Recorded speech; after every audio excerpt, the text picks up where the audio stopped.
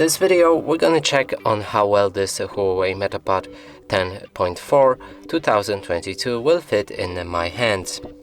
And I would consider my hands to be a small man hands. Here I have a coin just to help you compare.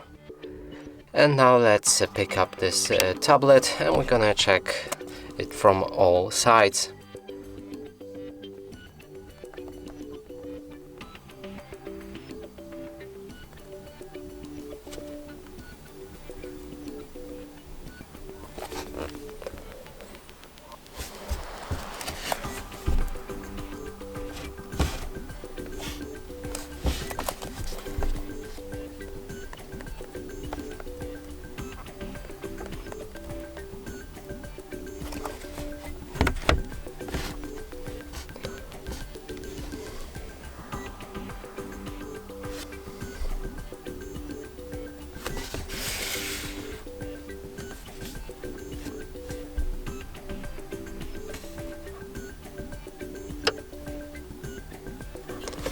And that's it for this video. Hope you like it. Please consider subscribing to our channel, leave a like and a comment below.